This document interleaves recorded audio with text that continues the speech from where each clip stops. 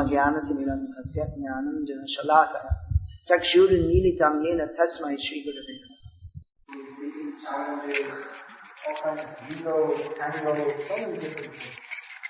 But Prabhupada took the time and trouble to every night translate with the understanding that many drops wear away the stone. You know this saying? Prabhupada quoted this. There's an English saying, many drops wear away a stone.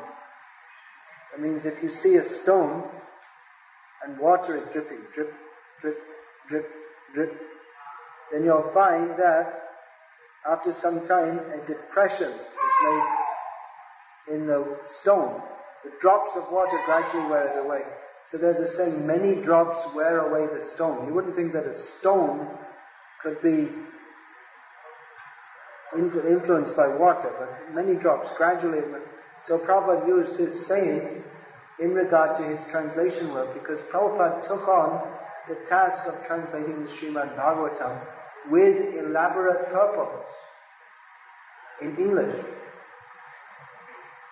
If one has to translate in Hindi or Bengali, I'm not sure about Tamil, but most of these languages, you can more or less translate directly from the Sanskrit commentaries, or from the Sanskrit verse and commentary.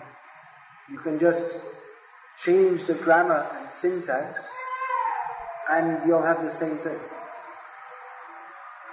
Just like if you say, Savadhaman Parityaja Mamekam Sharanam Raja. I don't have to say in Tamil, but at least in Hindi you could say, Sarva Dharma Tyag Karke Keval Mere Charanam Me Sharanam. So it's more or less, you can use more or less the same words in Hindi as in Sanskrit, but in English, these words are Dharma, none of these words, common words, Sarva, Dharma, Tyag, Sharan, there's no such word. So Prabhupada had to, in many cases Prabhupada had to invent terms because there's not even any concept in English for many of these terms, or even the concept, just like if you say, what are you going to say for Rajagun, Tamagun, Sattvagun? Prabhupada had to invent terms, because Prabhupada used the term, the mode of goodness, the mode of passion, the mode of ignorance. Because there's no, unlike this, the super soul, there's no such word in English for Paramatma. And even the words that are there in English, they have misunderstandings inherent in them. Just like if we say, Krishna is God. But Krishna is not God according to what people usually think is God. People, what they think of God is very strange ideas. So Prabhupada preferred to use the term Godhead, or Supreme Personality of Godhead. Because the language, even in itself, can be misleading. Soul, Prabhupada would usually say spirit soul. He didn't usually just say soul, he'd say spirit soul. Because if you say soul, according to the definition that comes in English, it's not the same as that of Atma. We had a lot of problem like this when I was in Thailand for some time, and we wanted to get the Prabhupada's books translated in Thai. Very, very difficult, because whatever spiritual terms are there, actually they're all borrowed from Sanskrit, but they're all mixed up with Buddhist concepts. So whatever you say, when you talk about meditation, the Thai word will come, I think Thai word, vipassana. So, but that has a completely, completely Buddhist understanding. So there's a lot of cultural difficulty in transmitting Krishna consciousness to the Western world, but Prabhupada was actually empowered by Krishna. Prabhupada said that when I write these books, he said, actually I don't write these books. Krishna comes and sits down next to me and dictates, and then I speak. Now, recently, someone has criticized this statement of Prabhupada. There are various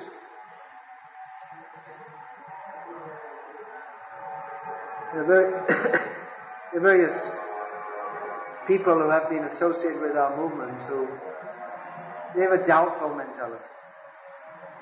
In the Western world, especially in the North European countries and in America,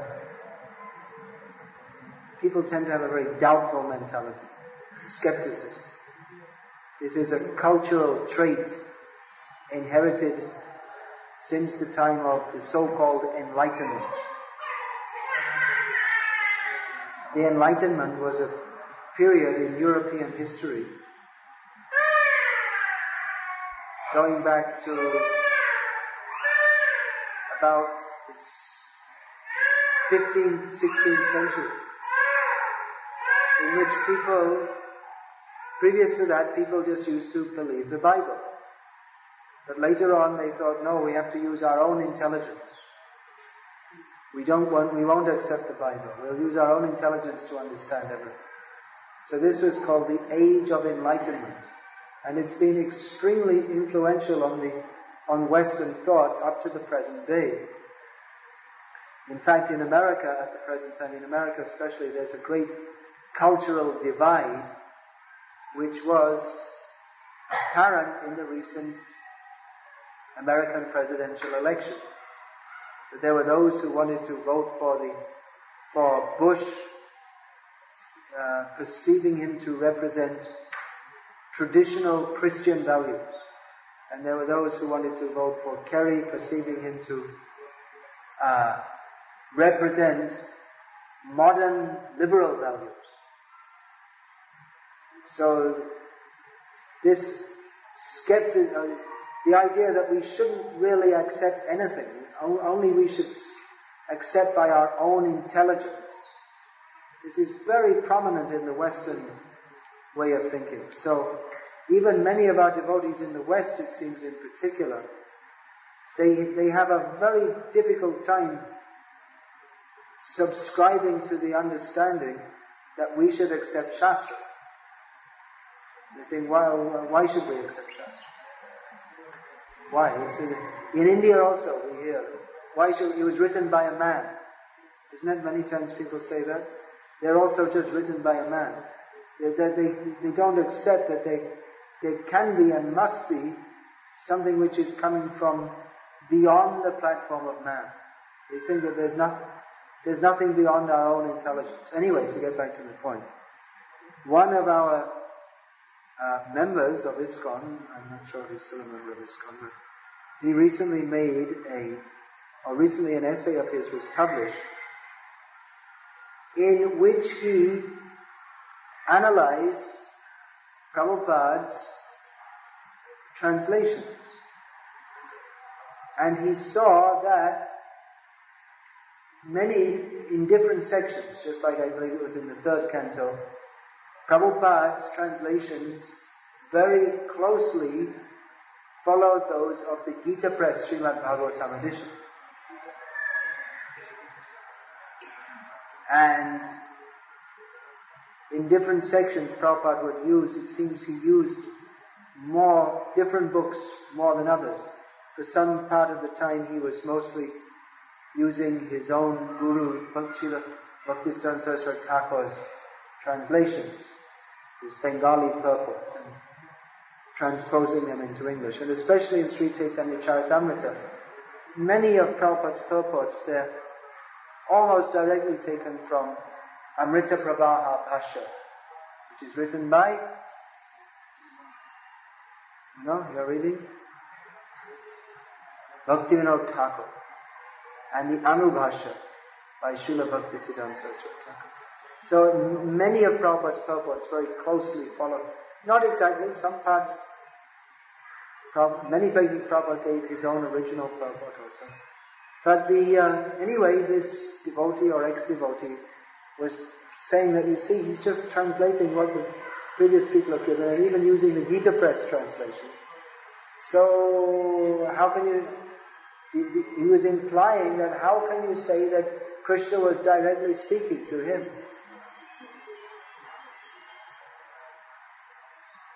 But others from the scholarly community of our Western devotees have seen that many of Prabhupada's writings, they're actually like that, translations from the previous Acharya's commentaries. And they consider this to be what is called plagiarism. It's a term which means that you take someone else's writing and you publish it in your own name, as if it's your own original writing. So this is considered unethical among Western scholars. That if you use someone else's writing, you should say, give their name. And to put your own name, they consider it to be a form of cheating.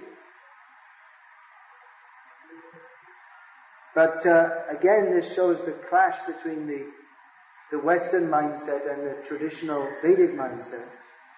Because in the Western world, that's considered to be a kind of cheating, because what everyone writes is supposed to be their own original contribution. So if you take someone else's writing and pretend it's your own, that's a kind of cheating.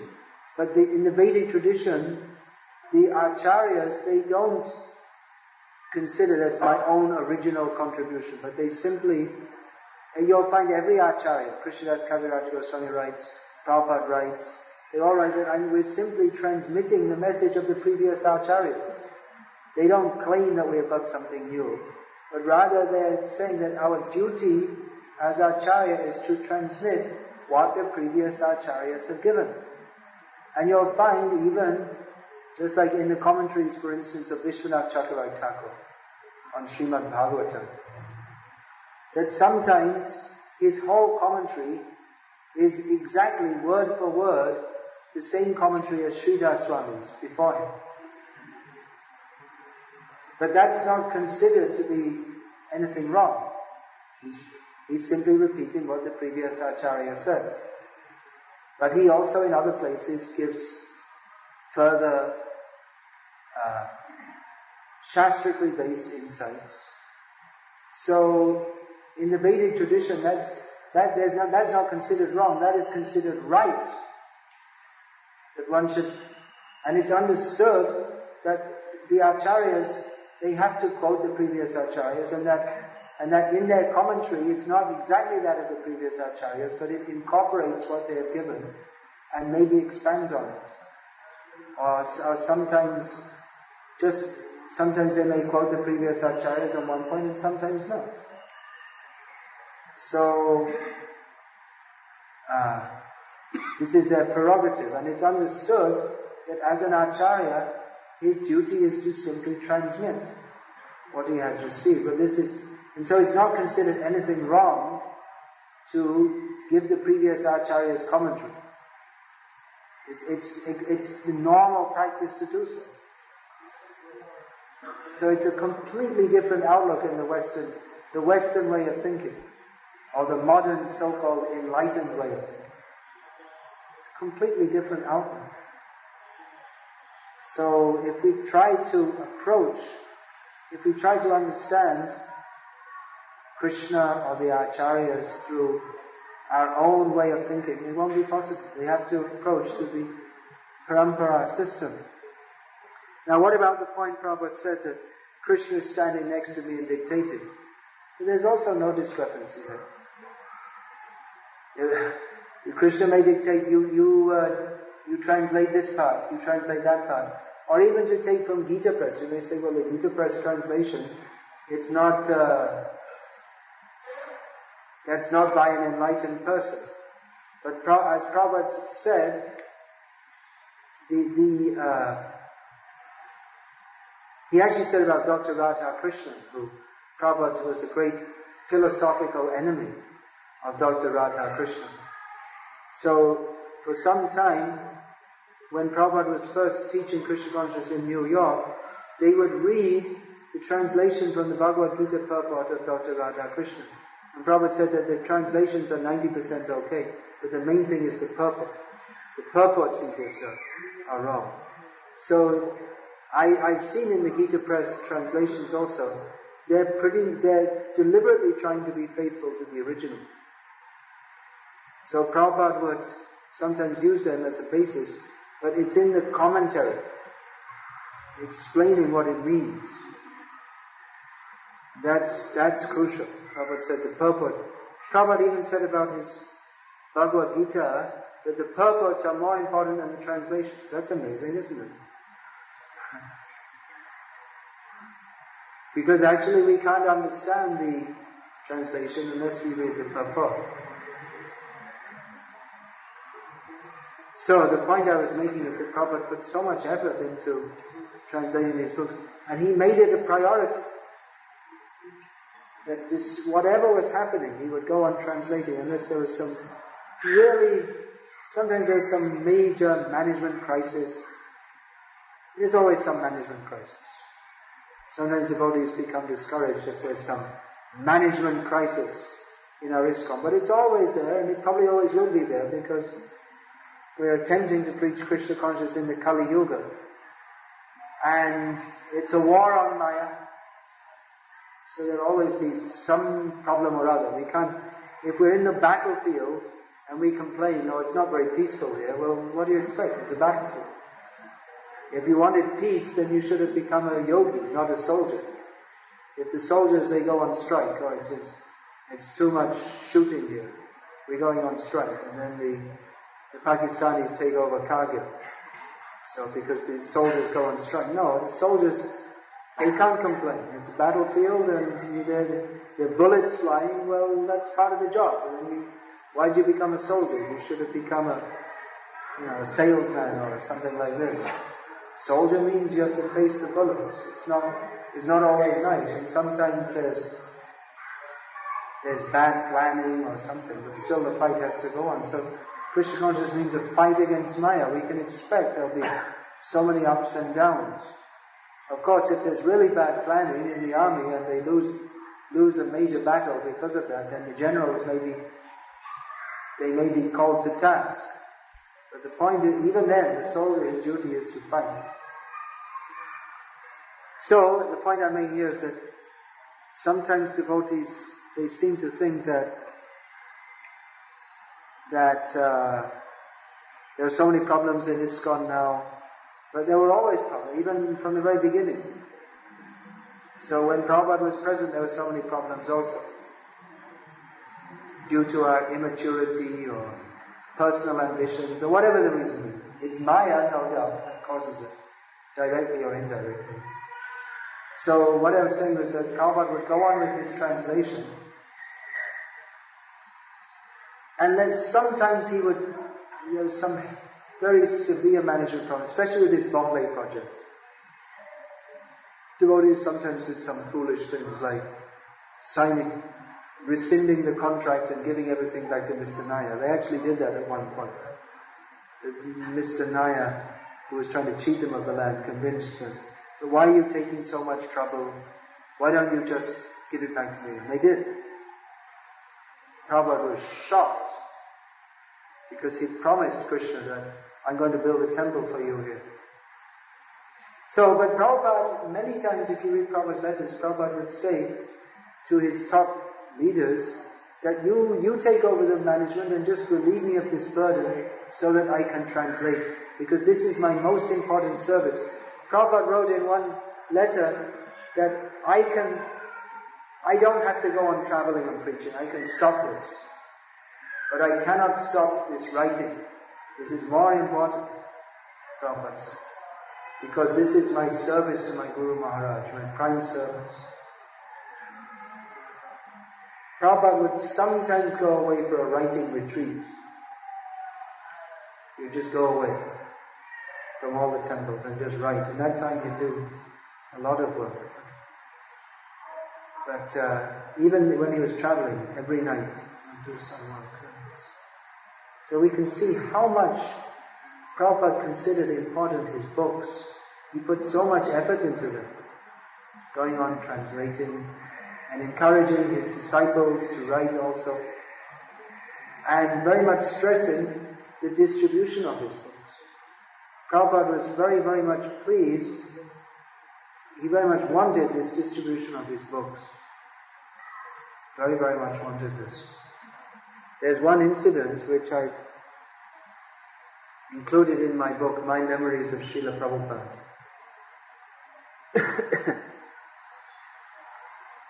That one time the devotees were asking, it was on a morning walk, devotees were asking Prabhupada different questions about Gopi Leela and all these kind of things. Now in ISKCON today, there's more talk about Gopi Leela and all these things. But I included this incident because it shows something of Prabhupada's mood. They were talking about Gopi Leela. Prabhupada, he wasn't talking much. He wasn't giving much. They were asking questions. And then one devotee, Shravastas, who he really wanted to say something to Prabhupada. He never said anything because most of the devotees they didn't get a chance to speak to Prabhupada. I also, because how many people can one person deal with? It's just like sometimes devotees tell me that, well, I've been initiated for 4 years, but I never spoke to my guru once. But what can you expect if someone has several thousand disciples? It's spread out here. You can't really expect that he'll sit down for half an hour with everyone individually. It's not possible. So, Swavas, he was thinking that I want to get a chance in this lifetime, just to, at least once to say something to please Srila Prabhupada. So he was afraid, he was on the walk, but then just before they reached the car to go back, Prabhupada, he came up and nervously said to Srila Prabhupada, Srila Prabhupada, I'm one of your book distributors, and we're distributing your books at the airport every day, and we're all trying to distribute at least 100 books every day. They were distributing big books. Prabhupada was stressing on big books. And we're not able to do it every day, but we pray for your blessings that we can do. And Prabhupada stopped and looked at him, and he didn't know what he was going to say. And Prabhupada had a big smile. He said, yes, this is the real disciple. He simply thinks how to please his spiritual master. And on the whole walk, Prabhupada hadn't been talking much. Devotees had been asking questions about Gopi Leela, this, that. And then, but for the rest of the walk, just going back to the car, Prabhupada was talking, glorifying how the devotees are surrendering, they're doing book distribution. It's very pleasing. So Swavas Prabhu took that to heart, and he's been promoting book distribution ever since. He's been the temple president in Los Angeles for many years. Before that, I believe he was temple president in Denver. So I recently visited America, and in my mind, out of the temples I've seen, the Los Angeles temple is by far the best. They put emphasis, because Prabhupada, he wrote in one letter that our temples are not meant to be places for eating and sleeping, but bases from which devotees go out to distribute books. Prabhupada gave the example, because Prabhupada had been in Calcutta in the Second World War. Prabhupada said that just like in the war, the bombs are raining from the sky. So in the same way, these books should be raining out everywhere. And then in one purport, Prabhupada wrote that all the activities in our Krishna conscious movement are centered around distributing books. So, distributing books means distributing principally Prabhupada's books. There are other transcendental literatures also. Prabhupada wanted that his disciples write books. He had Swarup Damodar Prabhu, now Bhakti Swarup Damodar Maharaj, he had him write the scientific basis of Krishna consciousness. Had that published by the BPT, and Prabhupada wanted that distributed very widely. And there was also Sat Swarup Maharaj wrote readings in Vedic literature, and that was printed while Prabhupada was present. So Prabhupada wanted these books distributed also. But principally we distribute Prabhupada's books. And principally we read Prabhupada's books. There are many other books also. But Prabhupada wanted that this book distribution should be the basis of his movement. And I say about Srivas Prabhu, so he's kept book distribution very much in the center. The Los Angeles temple is situated 15 minutes drive from the airport, which isn't very much in a huge city like Los Angeles. I mean, Los Angeles makes even Chennai look like a smaller place. It's huge, ridiculously big city. So, it's only 15 minutes drive from the airport. When I arrived in the airport in Los Angeles, the first time I went there, so we were just coming out and we saw 3 book distributors. And then I wanted to go to some airline offices to confirm my onward flight, so I was walking around the airport and totally we saw 9 book distributors. I don't know if that was all of them, but I saw 9 book distributors at the airport. That's pretty good, isn't it? I mean, it wasn't that they were waiting for me. They were just there. Every day they're going. And one of them, Brigupati Prabhu, I first met, he's from California, but I first met him, he was in Australia. He's my godbrother, and he's been distributing books as a full-time service since 1972. Going out every day, distributing books, and he's still one of the top distributors. There are others in America also, Vaisheshika Prabhu, he's been distributing Prabhupada's books for so many years, and he goes around and he inspires others to distribute books also. In Seattle in America, I met one devotee from Tirunelveli, who's one of quite a few Indians who are working for Bill Gates and others in Seattle. So he's taken up Krishna consciousness there, and he goes out and distributes books to the Americans. And he's pretty good at it too. Vaisheshika trained him up. Oh, you know what? In Los Angeles, one of the distributors, he's originally from Vellore. He's a Christian boy from Vellore. Somehow he went out to America. And he's distributing, he joined ISKCON there, and he's distributing books at the airport. This is the real glory of Tamil Nadu. Bharata bhumite hoila manusya jamraja janna shatra kari karo paru Prithivite ache jato nagarani ram sabatya pacha hoile morana. So this is very inspiring. And also in Denver, there was one Mataji, my god sister, and she's like that. She never married, but she's been going out every day on book distribution. Every day means 7 days a week. Really dedicated. For some of the new bhaktas in the temple, she was going out on book distribution before they were even born. For even 10 years before they were born. And they're going out now on book distribution. So her name is Nidra Devi Das in Denver. So I mean, this is very inspiring, isn't it? It's very inspiring when we hear about Prabhupada, and it's very inspiring when we hear about devotees who have really dedicated their lives for the service of Srila Prabhupada. Especially those who are going on book distribution. You see, if someone's a sannyasi and then people come and say Jai and all this kind of thing, and give garlands and feed you and all this and that. And you get this big Ra. It's called Ra in the West. It means a lot of dhum-dham, name, fame, glory, all this kind of thing.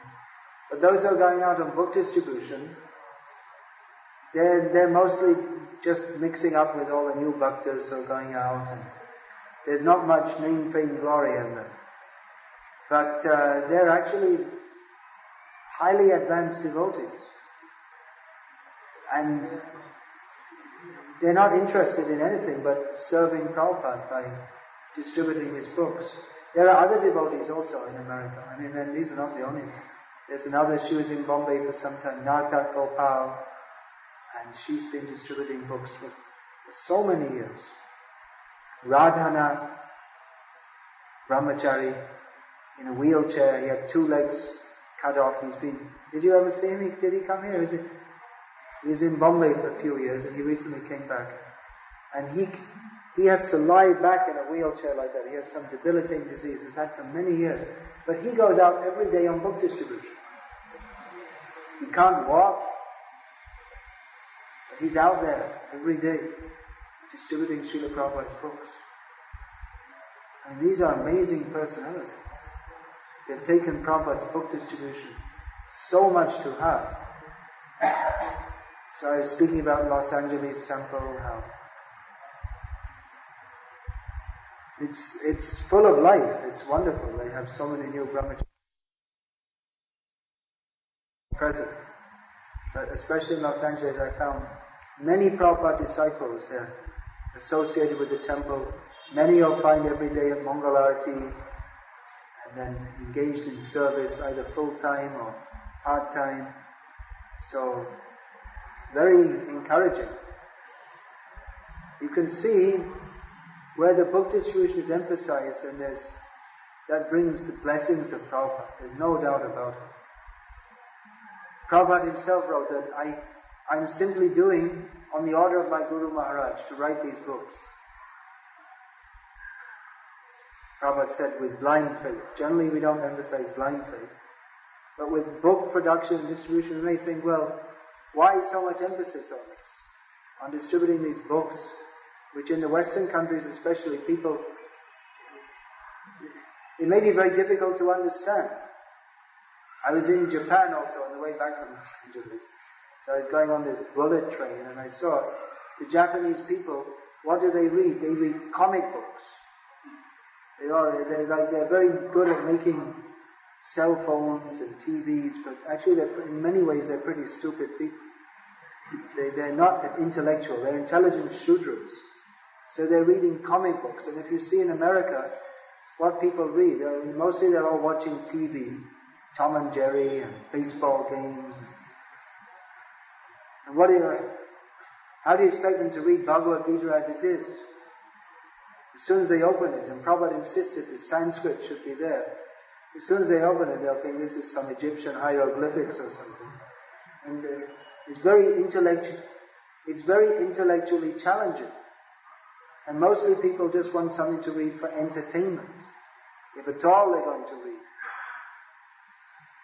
So you might think that what's the use of distributing these books? Sometimes people say, well, people don't read them. My dear sir, they do read them. They do read them and become devotees by reading them.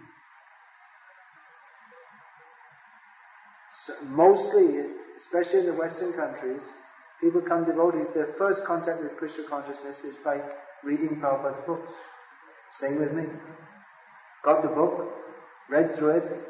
I also didn't understand all these funny words and so many things. But I could understand there's something very substantial here. If we make very cheap, then why should anyone take any interest? But if we Prabhupada wanted to present these books in a very scholarly way. He wanted the Sanskrit should be in there, word for word translation. He wanted that the Sanskrit be profusely quoted with index, all these things he wanted to show this is something very substantial. This is not simply someone's opinion. This is ancient scripture. So he may say that not everyone takes interest, but actually many people do, and many people respect that very much. That these are authorized traditional scriptures in a parampara, even in the Western countries. And Vijay Prabhu, he's another great Sankirtan hero. Did he come here? 1 year back. He's traveling around encouraging others in book distribution, and he also himself distributes so many books. So he told me that many of the books in America they distribute, by setting up a book table at the universities. And the students, especially, and also the faculty members, they come and they look and they buy. Of course, they preach to them when they come. But you can see that there's good interest in these books. So we should go on distributing these books. Prabhupada will be pleased. Prabhupada, the very famous quote, Prabhupada said that just go on increasing this book distribution. And Prabhupada said, and the Krishna conscious movement will automatically increase. Now we find that in India, people, the tendency is to be pious. Just on the way here, we visited one Keshav Paramal Koya. And there were different brahmanas, presumably, they were chanting Vishnu Sahasranam. And both with Vaishnavite tilak and Smarta, Shaiva tilak. They're all sitting together. So actually it created a very, very nice atmosphere. By chanting the holy names, created a very soothing atmosphere, very different to coming out on the street. If you go in the temple and the chanting is not very nice. So, it's yet again a reminder for me that despite India being so modernized and fallen, that still there's a lot of piety in India. Of course, being pious isn't enough, one has to surrender to Krishna. But it's a good start. It's better than being a Rakshasa. Is to be even without proper understanding or whatever, coming to the temple, chanting the holy names. So this makes a very nice atmosphere.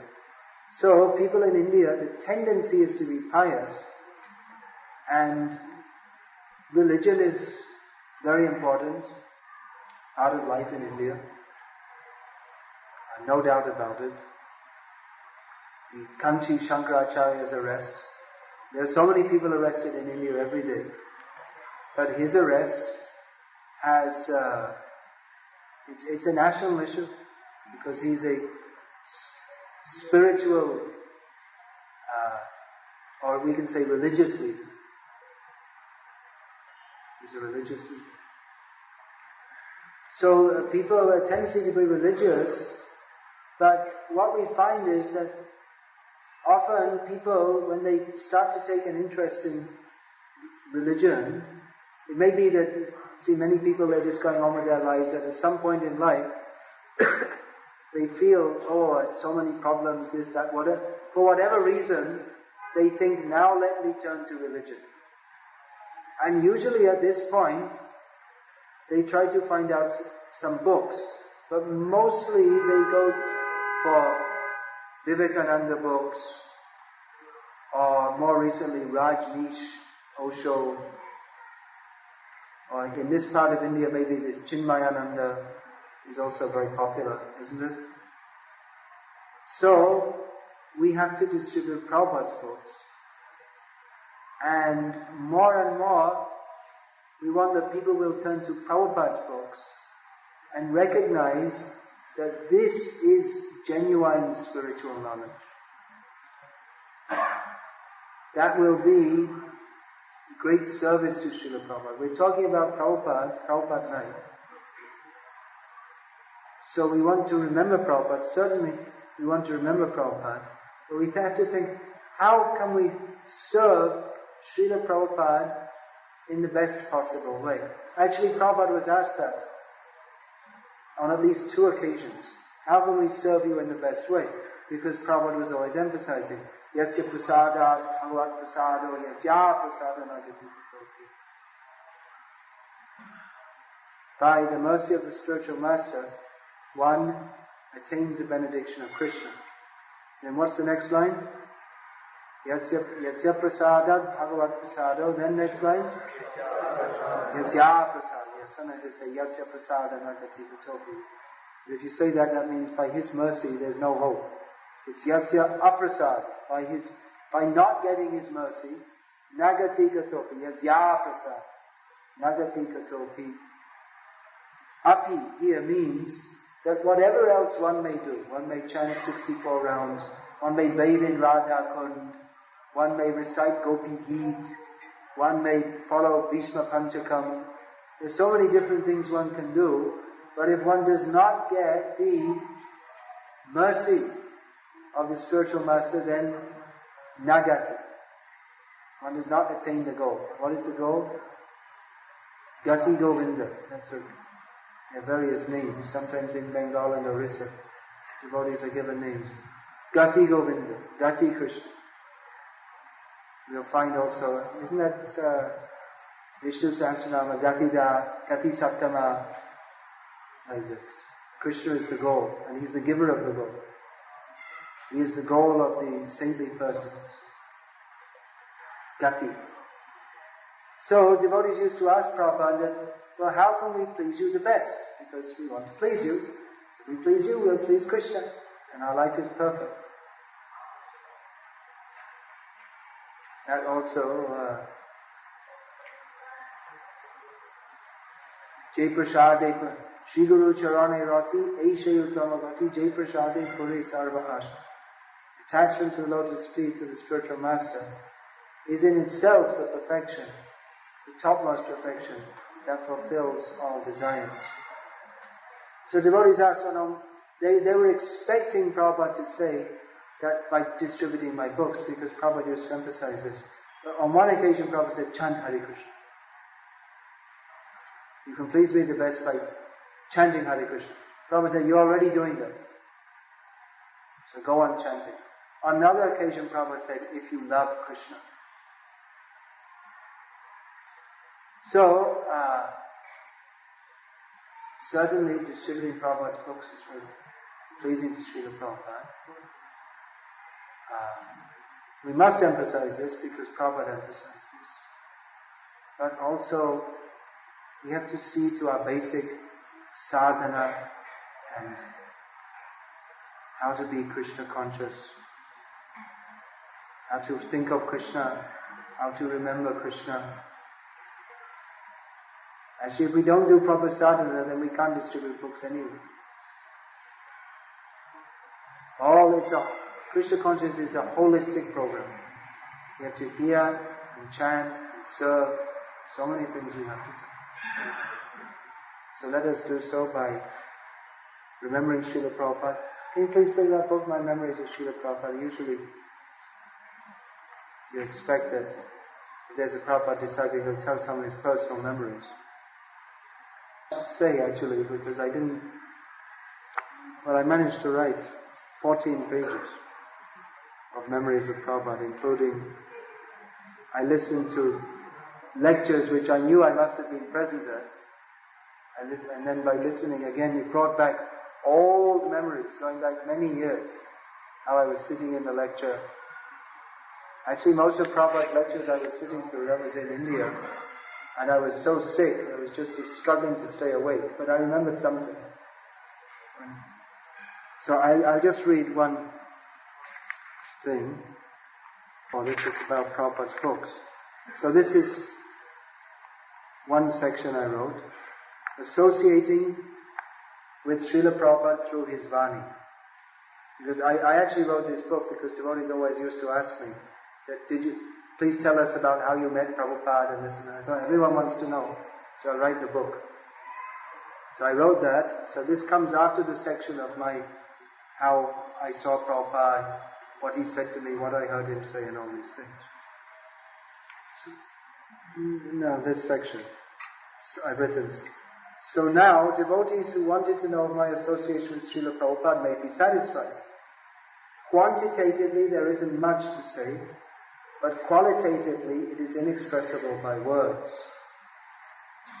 What devotees maybe don't realize is that I'm still associating with Srila Prabhupada. When I read Srila Prabhupada's books, I strongly feel his presence as if he is speaking to me personally, which he is. You all have that experience? When you read Prabhupada's books, it's like Prabhupada speaking to you personally, isn't it? Isn't it? You feel that? I hope you feel that. Many, many times devotees have the experience. They have some doubt in their mind or something. They just open Prabhupada's books, and exactly that point is addressed, isn't it? Yes. Yes. The instruction, this is a quote from Prabhupada, from a letter. The instruction given in my books is supposed to be personal instruction. When we read the Bhagavad Gita as it is understood that we are receiving personal instructions of Krishna. No physical barrier is there in the case of spiritual affairs. Then back to my writing. At least in my life, as with so many devotees, whatever has happened to me in Krishna consciousness began with reading one of Srila Prabhupada's books. Looking back at what the Krishna book did for me, that was the first book I read of Prabhupada's, I can very confidently state that Srila Prabhupada's books are not really books at all, at least not in the ordinary sense. Srila Prabhupada's books are not simply pieces of paper with ink on them. Srila Prabhupada's books are mercy incarnations of Krishna in literary form, presenting himself through his chosen representative. Krishna is personally present in every letter, along with his pure devotee Srila Prabhupada. It must be so. Otherwise, how could they alter and uplift lives as they do? Other devotees may be claimed to be more eloquent or scholarly than Srila Prabhupada. But no one's books can penetrate the hearts of so many people as Srila Prabhupada's do. Do you get the point? Sometimes said that, some devotee is more scholarly than Prabhupada. Now there are many books of Prabhupada's godbrothers and others being distributed. But none of them have the potency of Prabhupada's books to change the lives of people. So many people. That's why Srila Prabhupada's books, although apparently quite simple, have unparalleled potency. And it's not that they are just primary introductions to philosophy, something to be read before going on to, quote, higher things, unquote. They are supremely authoritative because they are Krishna. As Srila Prabhupada said, everything you need to know to become fully Krishna conscious is in my books. Everything means everything. Like the bottomless wells found at several holy places in India, Srila Prabhupada's books may seem to be ordinary, but those who go deeper find there is no end. Of course, Srila Prabhupada's books are masterpieces of erudition, as recognized by scholars throughout the world, but they go far beyond ordinary academics. In every line, every word, Srila Prabhupada is urging us to surrender to Krishna. Moreover, on every reading we get fresh inspiration of the pressing need to share this knowledge with others. I bow down to Srila Prabhupada's books and worship them. I worship Srila Prabhupada, who came to me in the form of his books and saved me. All glories to Srila Prabhupada, who expands himself as his books that go to every nook and cranny of the world, searching out lost followers like heat-seeking missiles.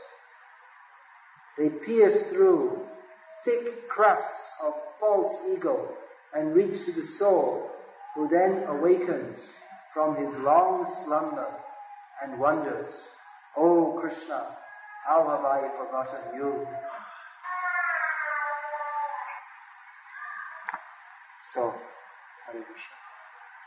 Please get the back. Just get the home. So are there any questions or comments on these points?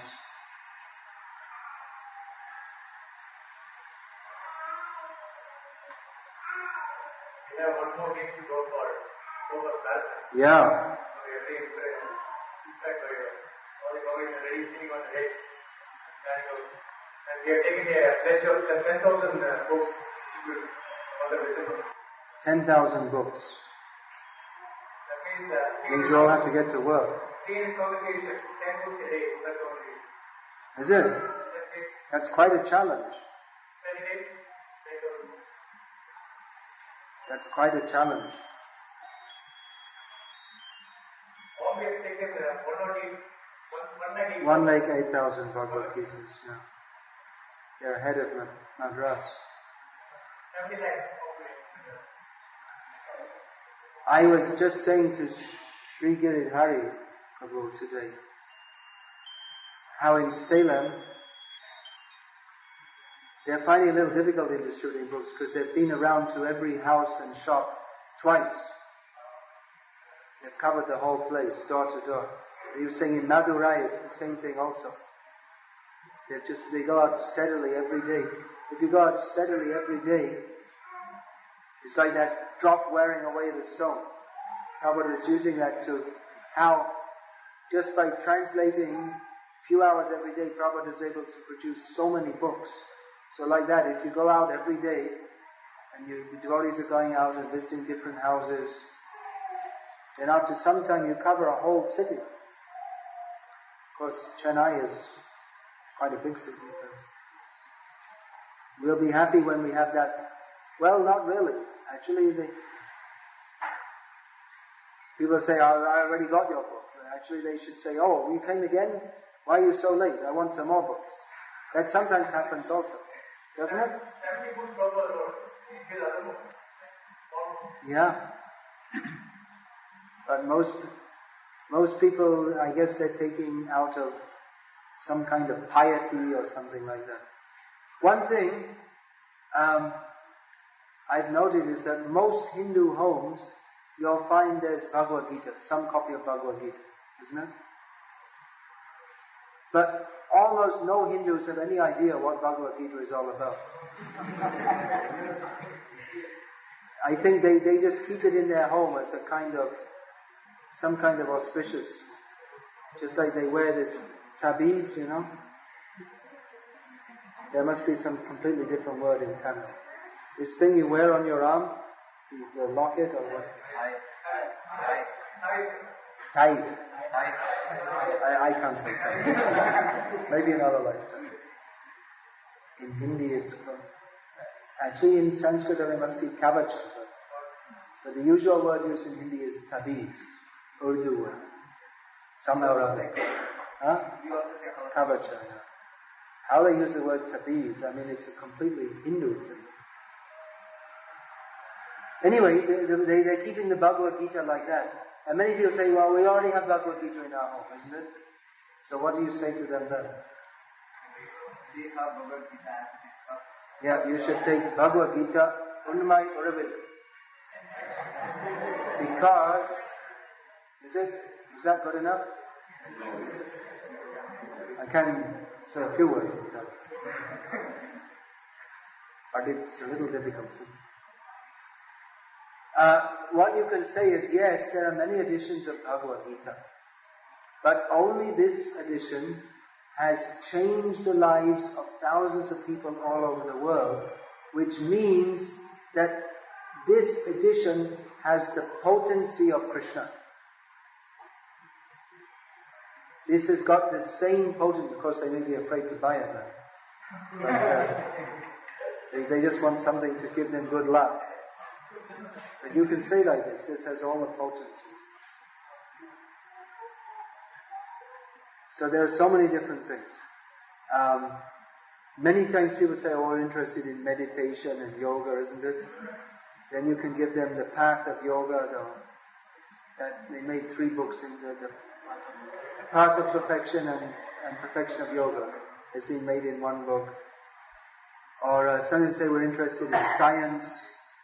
Then you can give them this Origins magazine, or Life Comes from Life. Or you can say, yes, I already have so many books. Say, here, this for your children who are studying science. It's a science magazine. You see, and it's written by so-and-so from America, Sada Pruta, whose Kami name is Richard Thompson, PhD from America. You see? It's very good for your children.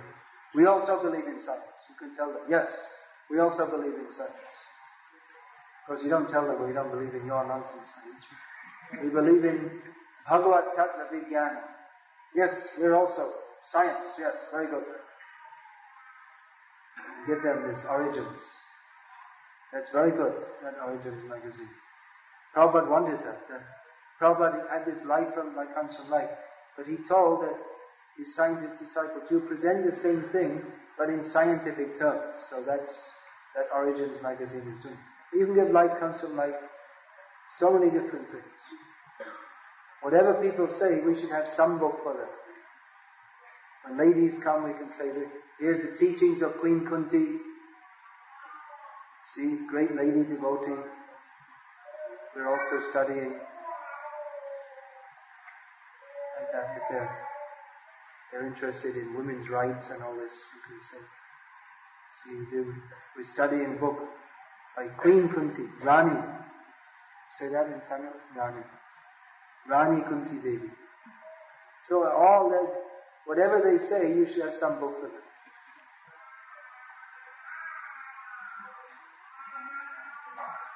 One of the first great book distributors, who passed away a few years ago in Vrindavan, he used to have a great technique for selling books.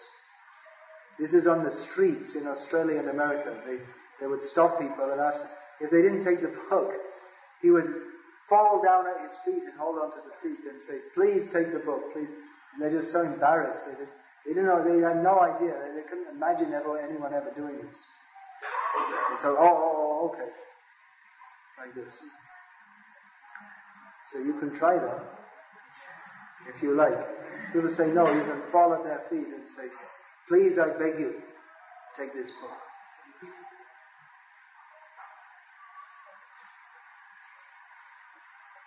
Suggestion.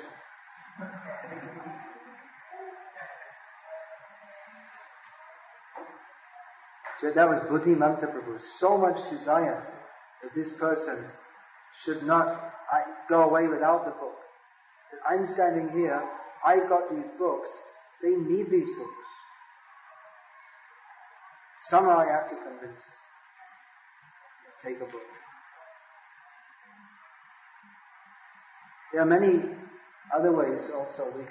This Shastra Dan program is also very good. That people give some donation and then we can distribute cheaply. That should be done maybe cheaply in villages. Let the people in the city pay. They have money. Some money anyway. Or can be distributed free also in schools.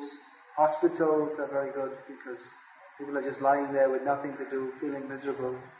There's a lot of preaching by Christians in hospitals, isn't it? So we should also go present the books like this. If we can get sponsors. Or you can go to rich people and say, you can sponsor for the school you visited, for the school you attended.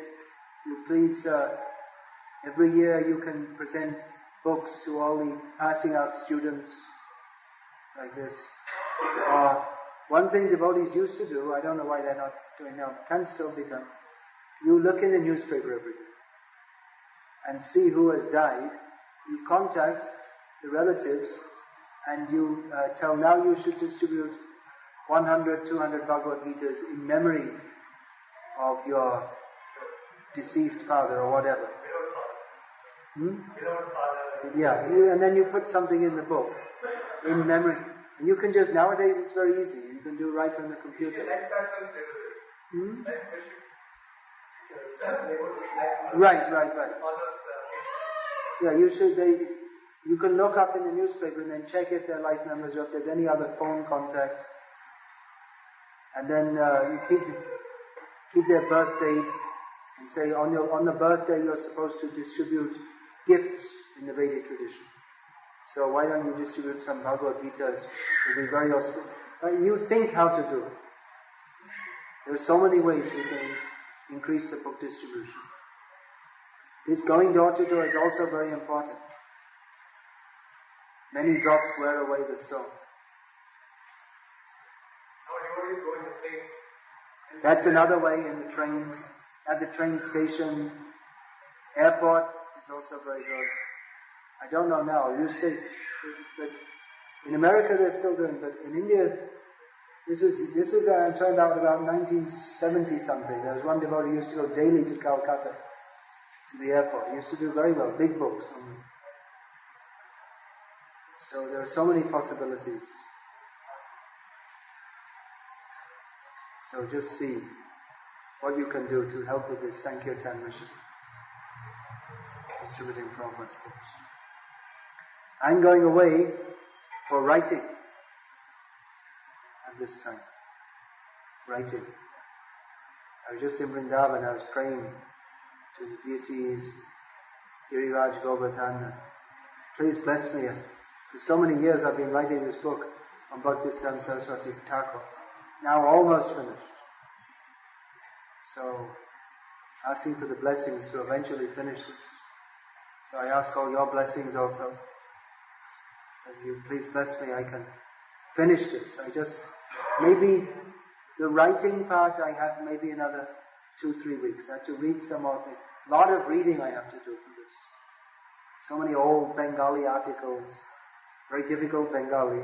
I have to go through and then extract different points and put it in. So I think in 3 weeks I can finish the writing. And then after that there's final editing, which shouldn't take too long because it's been edited as it's been going along. Then layout will take some time.